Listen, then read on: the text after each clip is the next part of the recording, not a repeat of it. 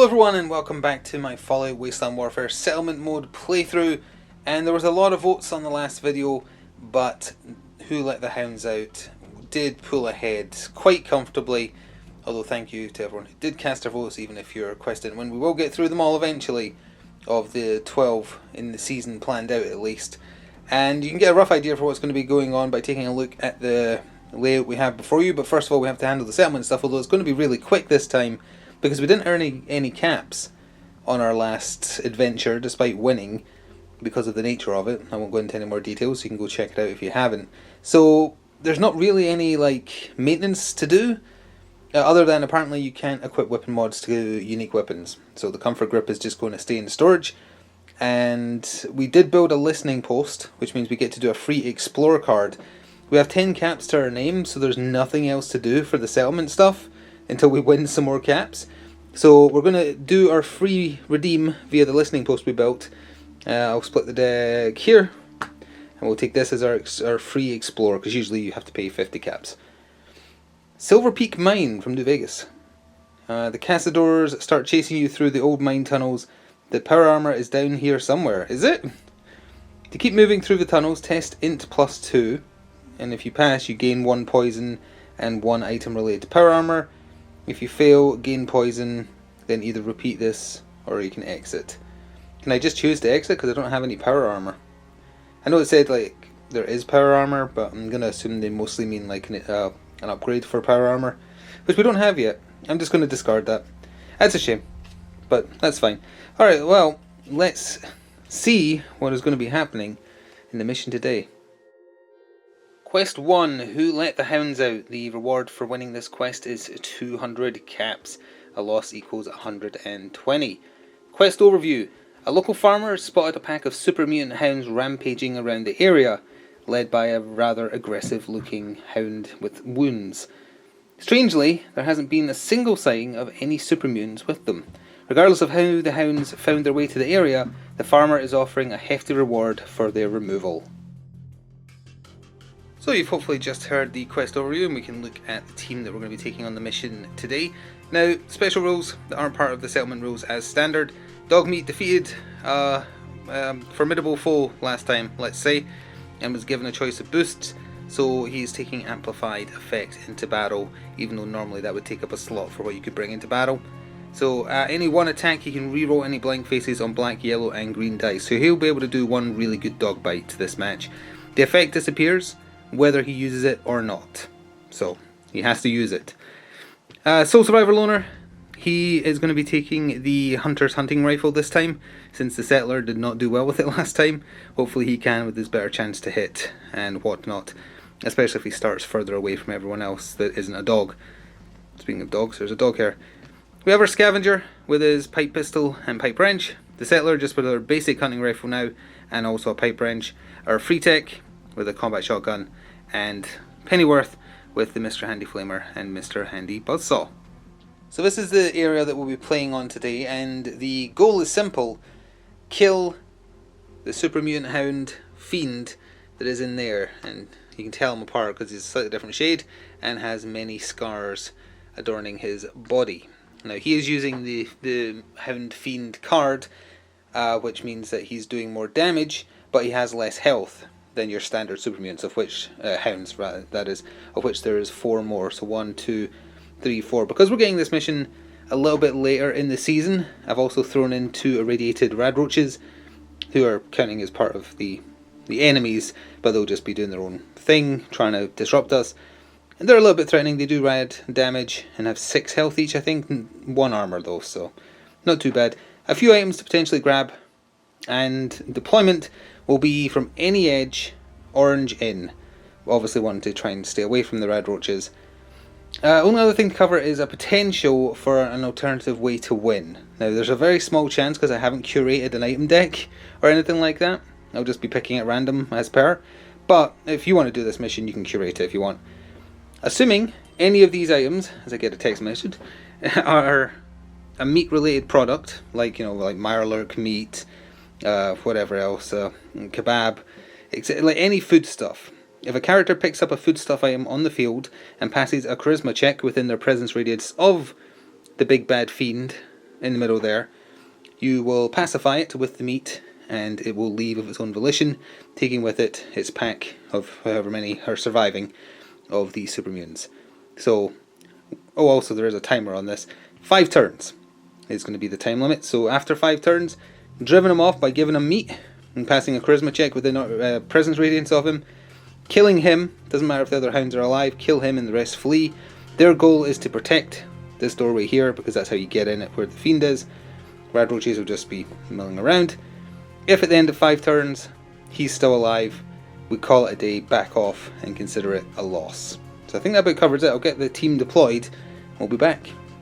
Alright, all set up and good to go. We're ready to jump into turn 1. I've decided to deploy Pennyworth over here, Origin, because he has nothing to fear from rad damage.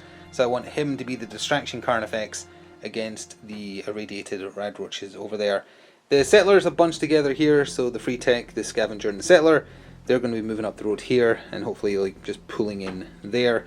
And I deployed the soul survivor and dog meat over here because they're outside of presence radius black, so that means he gets his lone survivor buffs, and they're going to just hopefully charge in and do kind of like a 2-pronged attack.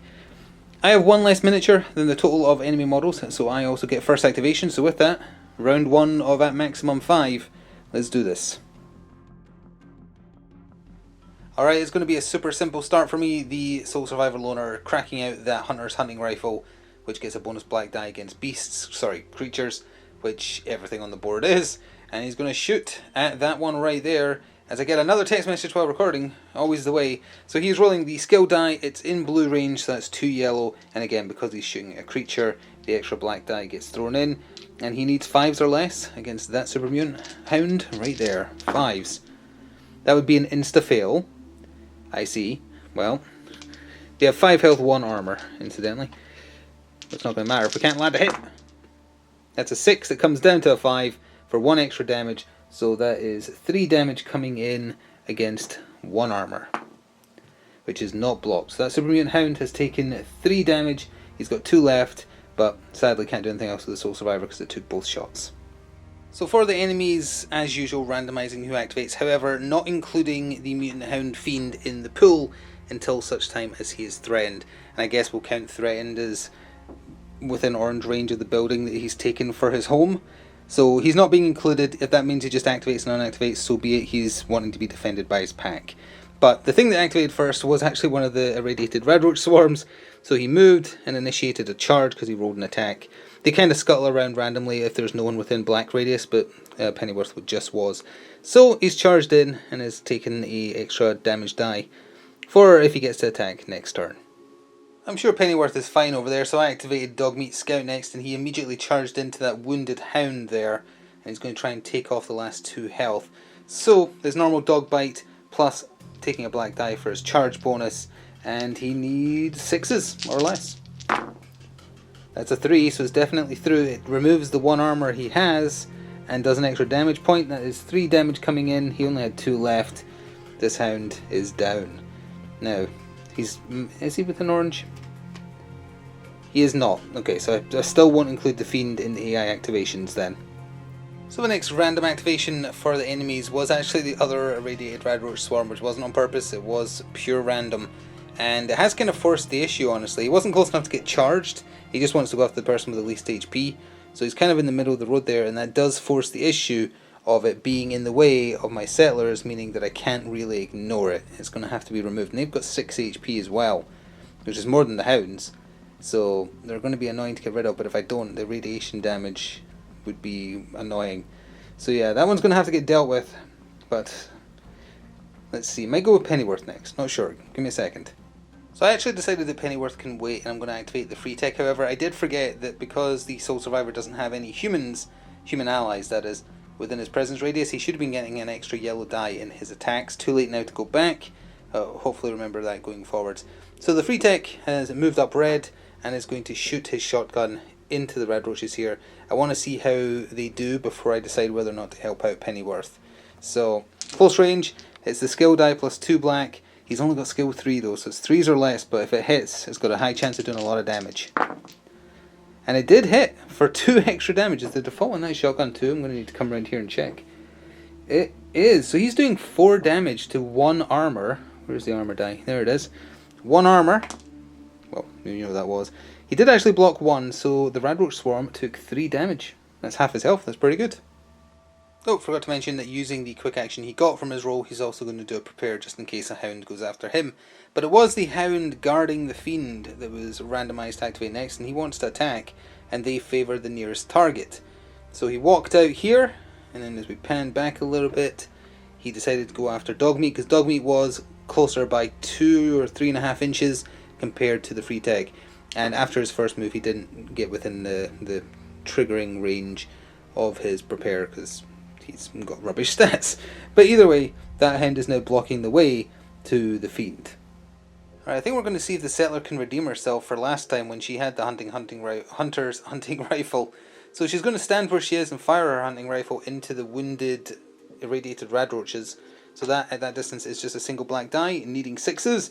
First shot is a 7, so nothing. Second shot is a 9, which comes down to an 8. She missed both times.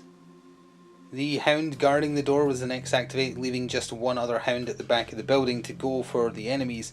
He wants to attack the closest target, so he ran up onto here, and then he doesn't need line of sight anyway to initiate a charge, and his blue charge radius was enough that he could get into base to base with the Soul Survivor Loner. So he's taking a green die for his attack, if he gets to do so on the next turn, but that's him done for now. And I've still got Pennyworth and the Scavenger to go. Alright, of those two people, let's go with Pennyworth because his is super simple. He just has to hurt this Radroach Swarm. So, as I accidentally hold the armor die as well, it's simply just a yellow die for his Mr. Handy Buzzsaw. 6s or less, first attack for 2 damage. That's a 7. So close. Second attack. That's an 8. That's 1 worse. You went in the wrong direction, you fool. So that is no damage from Pennyworth there to the Swarm. So that last hound just wants to eat stuff as well, so he moved, and again, he doesn't need line of sight. He initiated a charge and got into base to base with Dogmeat. I may have been a bit overconfident with where I deployed the Soul Survivor and his poor doggo companion. Alright, with things looking a little less good on the other side of the table, it's just down to my Scavenger. The yellow movement thing is there because he will move if his first shot does enough damage to kill this Radroach Swarm, which is within his base range on his pipe pistol, which is black. It is skill die, black die, yellow die, and his skill, unfortunately, is a 3 as well, so let's see if he can get it in one shot. Nope. Let's try his other shot. Come on. 10? That's almost as bad as you can get. He missed twice. Alright, well that is the end of the round. So we come to our event deck, and it is the end of the round because the Fiend is not going to activate until it's threatened, as previously discussed. Which is a rule I thought up on the fly, because it seems stupid if it charges out, because we could just get like a lucky pylon kill and call that a win. So we're not doing that. It has to be threatened before it will come out and play. Unbearable Heat. Each player picks one of their own models simultaneously this round. The selected models will only get 1 action. This does not affect quick actions. Okay, well, I guess I'll have to randomise which one of the hounds and whatnot. You just grab a die, I guess. I will pick Pennyworth for me because I just want him to tank that Radroach, I think. So he's only going to get 1 action. Let's go 1, 2, 3, 4, 5, and the Fiend will be 6, which is essentially a free action. Oh, okay. So the hound attacking the Soul Survivor in Battle Round 2 is also only getting 1 action. So I think we're going to deal with this combat over here first for Battle Round 2. The Super Mutant Hound only has 1 action this round. I forgot to remove the action tokens from the first round, but that's fine because we're just sticking over here.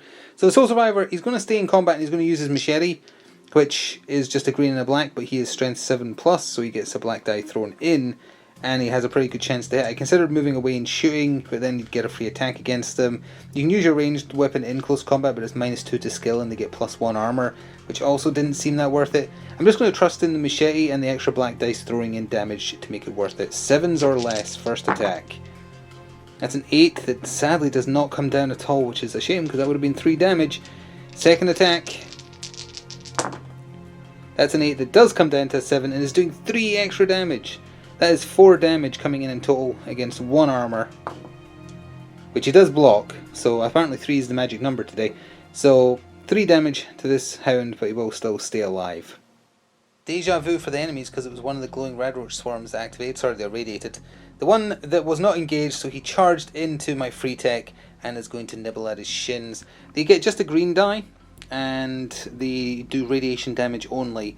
He has absolutely no radiation defense, so there's not going to be any defense roll against this. And I think the glowing red roach's skill is 3, although I've forgotten now, so I'm going to go double check. It is 4, so I'm glad I checked because I was wrong. 4s. He thankfully missed, although he would actually have a charge bonus, which I forgot, so let's just throw in an extra green. It would have to land on a -3 to make this possible. No, wait, there isn't a -4. It would have done 1 extra damage, so it's irrelevant. He missed, although now the free tech is sadly engaged. I think it's time for Dogmeat to go big or go home to try and wound this new hound that's engaged with him. Might even use his boost, even though we don't get a black die because there's no charge bonus. It's just the bog standard bite, needing 6s. First bite, let's see what we get. So that's a 6 on the dot. It removes his armor. Well, it comes down to a 5. 2 flat damage. We don't need to reroll that. We'll just take it. 2 flat damage. Got that sitting right here. 2 damage. There we go. And we'll just do another dog bite for his other action, also needing 6s. That's a 2. Oh, I forgot to check bottle caps. I mean, the blue dice rather. Blue dice, bottle cap means that he gets nothing, and I can't remember what it was in the first roll, sadly. No armor break this time though, so he has got a chance to block 1 of the damage. He did not, so he takes 2 more damage. He's at 4 of his 5. Yeah, 5. Well, turnabout is fair play. Randomly selected. It's the hound that Dogmeat just bit that's activating. The hound bite is remarkably similar to the dog bite. The green die, however, is thrown in as the charge bonus, so instead of a standard green, they get a black die for extra damage. So they also need 6s or less. First bite on the Dogmeat. That is a 7, which is just as well, because that would have been real nasty. So he loses his charge bonus, and he bites again. 6s or less, that's a 7. Thankfully, again, because it would have done extra damage, he missed both times. So we're going to do a little bit of a fallback maneuver next, I think, with the free tech. He's going to just pull back sideways-ish, which means that the red roaches get a free attack on him. -2 skill though, so it's 2s or less, and that's a 10, so that's doing nothing, thankfully. And then he's going to blast the red roaches, needing 3s or less, and that's an insta-fail. But at least he's out of combat now, so hopefully these two can finish off that swarm. Things are starting to get dicey for Dogmeat. The hound that had blocked the way there activated next, and he charged in, so his other action is to bite. We've got lots of extra dice. I just dropped the black die, but luckily there's another one here. So he's got his standard black die. He's got a green thrown in for being outnumbered, and a green thrown in as his charge bonus, and it's 6s or less. That's a 5, so it's already through 3 times over. 2 armor breaks. Dogmeat's standard armor is 2, so it's just a super armor of 1, so it blocks 1 damage, and he takes 1 damage. Alright, Settler, I need you to actually land a hit. The red roach swarm is within blue, so it's our short range dice for the hunting rifle, which is a yellow and a green as opposed to just the black. 6s or less, first shot. It's a crit. It goes through, it breaks the 1 armor it has. It takes 2 damage, and they have 6 health though, isn't it? Double check. They do have 6 health, so unfortunately she is going to have to fire at it again, but it's got 1 health left. And she's killed it, because that's a success, plus a quick action. She broke its 1 armor, did 2 more damage. So that irradiated red roach swarm, which was just a thorn in her side and nothing to do with the mission, is finally gone. Now, can she do anything with a quick action that's relevant? Probably not. A prepare wouldn't really be, like, the other red roach swarm isn't going to move. So no, she'll just stay there. So 2 enemies left, not counting the fiend because it's not yet threatened. It is the super mutant hound down here against the sole survivor that's activated. He only gets 1 action because of the event. He's getting an extra green die for his charge bonus from the previous turn, and it is 6s or less. And he gets a crit, unfortunately. Does the bottle cap do anything for his bite? It takes away quick actions. That's fine. Broke 1 armor, did 1 extra damage, so that is 3 damage coming in against 2... No, I forgot, because his Lone Wanderer perk is still kicking in. He's actually got +1 armor, so it just negates that. So he's got 3 + 1 armor currently. So that's, he blocked a total of 3 damage and took nothing. Haha, although his super armor is gone. So I might as well do my single action model this time. So Pennyworth with his single Mr. Handy Buzzsaw attack, 6s or less on the irradiated red roach swarm. He failed with a quick action. He would have done extra damage. Quick actions on Codsworth. he can only prepare, which doesn't really matter. I guess he could hit back if the swarm hits him, and it is the swarm that's going next, so sure, why not? So interesting conundrum, I didn't even think this through. I did mention Mr. Handies don't have anything to fear from radiation damage, but the radiated radroach swarms only do a radiation damage. Radiation, not irradiation. So it literally can't hurt Pennyworth, but his AI is just closest target, or lowest HP. I guess lowest HP would mean he would go for the free tech, because the free tech has less HP than Pennyworth, and he is within visible range. So I guess he'll pull away, which triggers an attack 4 or less. That comes down to 5, so it's irrelevant. I don't know if you can charge from a breakaway. I don't think you can. So then he would initiate a charge into the free tech. I'm going to make that be what happens, because he literally can't hurt Pennyworth. I don't know if they have the intelligence to realise that, but they want to hit the person with the least HP, and he has a lot less. So my last activation for the turn is a scavenger, and he's going to get right in the business of that radiated radroach. He charged in for his first action, and now he's going to smack them with his pipe wrench. Pipe wrench is just a yellow die. As a charge bonus, he's taking the black die, and they are outnumbering the radroaches, so he gets a green. And he needs... I've lost the stat I had a second ago. 4s. A 10 that comes down by 3. It was almost a 7. Oh well, he missed. That is end of round. So then battle round 2, we're not really any closer to killing the fiend, although we are taking out his bodyguards pretty quick. The horrible heat has gone. We need a new event card. We're doing this one. Distant gunfire, which is basically nothing. With that, we're on to turn 3, and it will be the creatures going first this time. So battle round 3 of a maximum of 5 started with the hound that's heavily wounded, which is a shame because it would have been nice to get rid of him before getting a turn. He's going to bite Dogmeat twice. Oh, he gets a green for being outnumbered, or rather for outnumbering Dogmeat, which isn't good. 6s or less. Yep, that's through. Does the star do anything for their bite? It gives them a quick action, which they could use to prepare, I guess. So sure, Dogmeat's base armor of 2 against 2 damage. He blocked 1, took 1. So we'll get rid of the damage that's there, replace it with a 2, and then he gets bitten again. Exactly the same dice as well, because he's still outnumbered, obviously. 6s or less. 7, yeah, it comes to... Oh no. 3 extra damage? That's 5 damage coming in? 5 damage against 2 armor. He blocks none of it. He took 5 damage. Is he dead? Yeah, he is. Dogmeat is down. He is out of there. That is a great shame, because that means his boost card has been wasted. Well, as a result of Dogmeat going down, I feel like I have to activate the Sole Survivor, because he's about to get dogpiled. No pun intended. So he's cracking out that machete again, the extra black die, because of his strength 7+. Hoping to do 2 damage to take out the one he's fighting. 7s or less. That's absolutely perfect. Breaks the 1 armor. That's a total of 3 damage coming in. You are out of there. That's for her. Well, he wasn't the one that hurt the dog. He's got another action, so he's going to take a pot shot at the wounded one there, try and get a double kill. So let's just do this on the fly. That's within blue. Yep. So in blue range of the hunter's hunting rifle is double yellow on that one. Plus the extra black die thrown in for attacking a creature. And this is 5s or less. It was so close to a 7, although it still wouldn't have mattered. That would have been 5 damage. I would have insta-smushed him. He gets a quick action though. The Sole Survivor can go on a prepare. So that means when one of them charges in, he can smack them before they get a chance to smack him at -2 skill. Better than nothing, I suppose.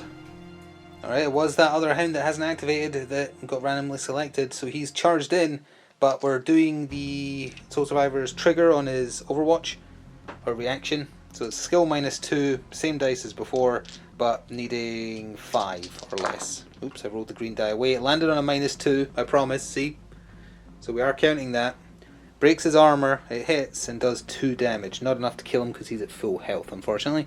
So then we get the dog bite back at us, which is black, green, blue, plus a green die for charge, and it's 6s or less. And that's a 10, 9, he missed. Perfect.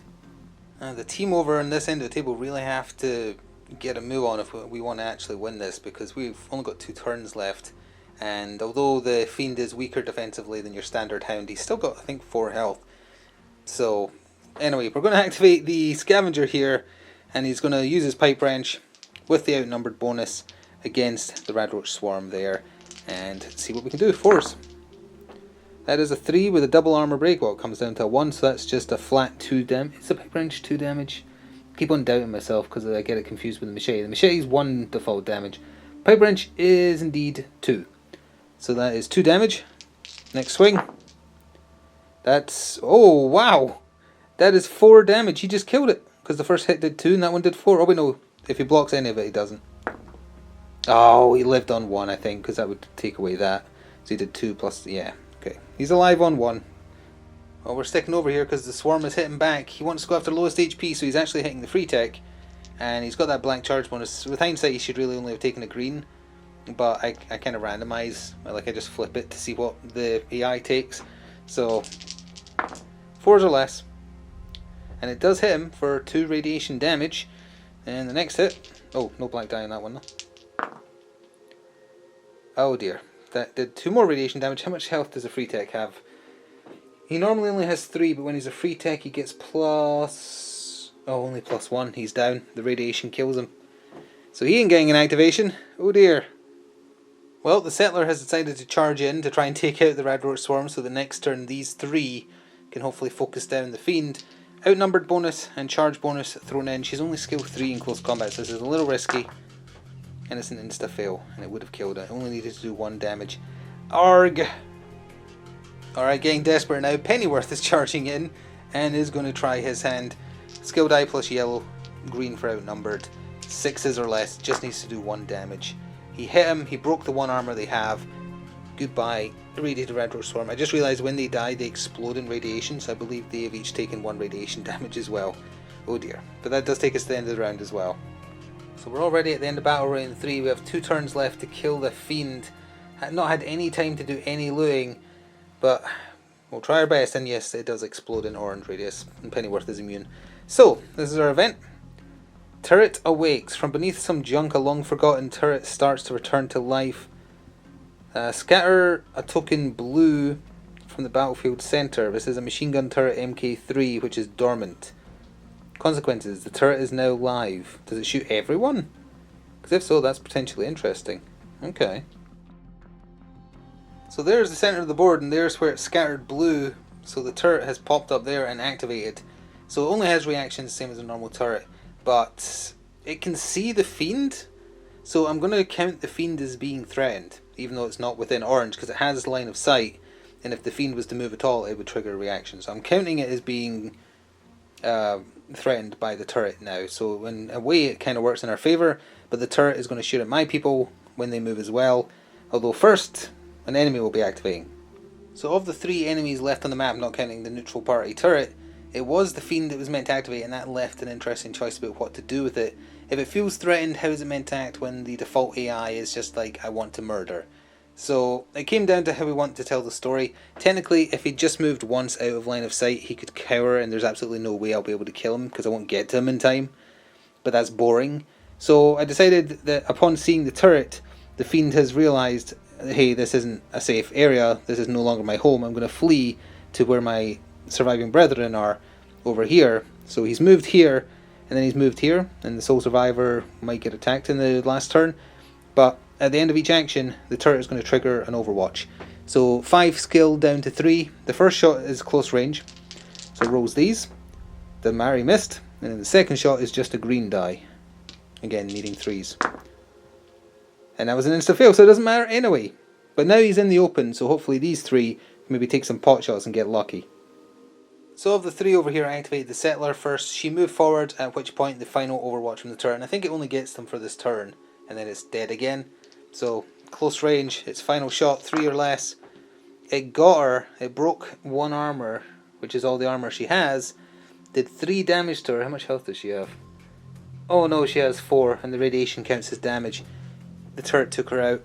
Oh no. Oh no.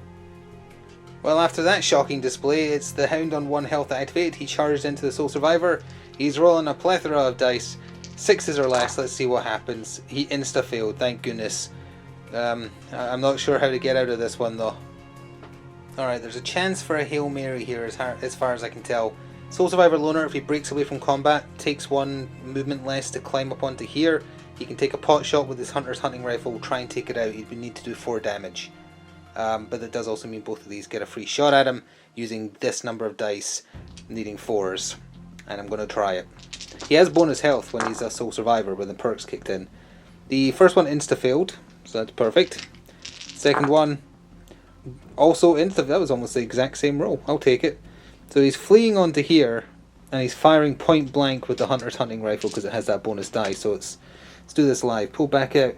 Skill die, 2 yellow at point blank range, which isn't actually that great though because he only has 1 armor. Although there is bonus damage on the yellow die as well, and then the black die for the bonus against the creature.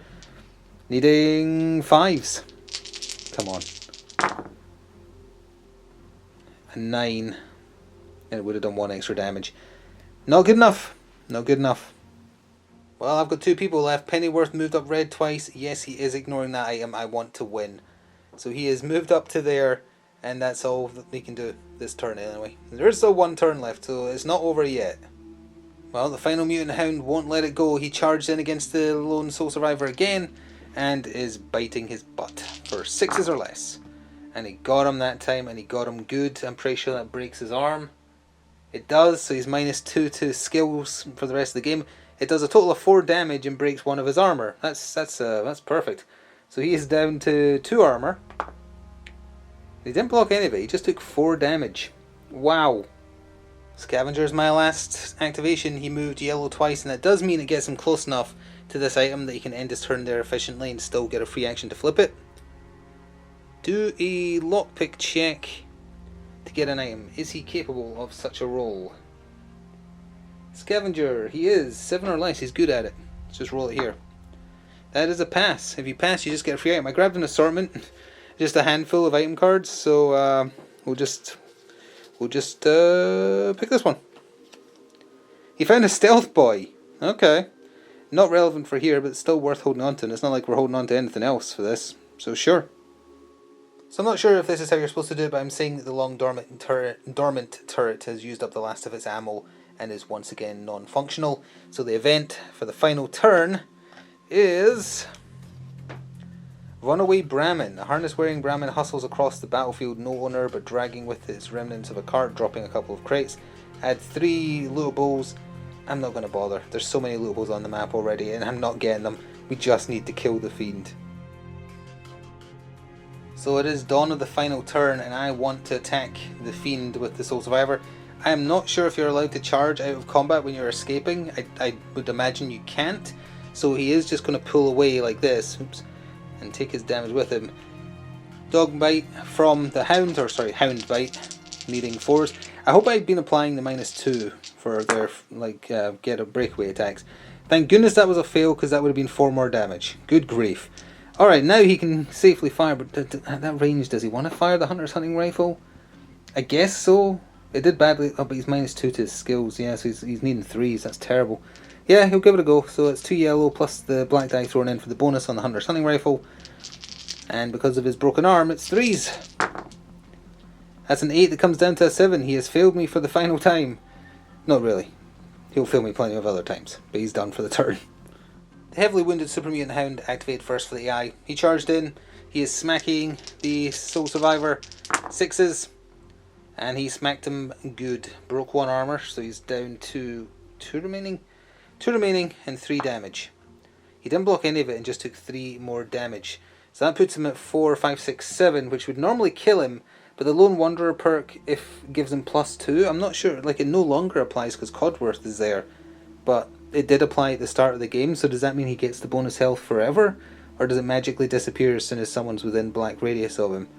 I'm actually not sure. So, I don't know. We'll do 1, 2, 3. He stays on the field with 2 health left. 4, 5, 6, he's dead. He stays on the field with 2 health. But do let me know how you're supposed to handle that. Alright, Scavenger. Between you and me, I need you to be a hero.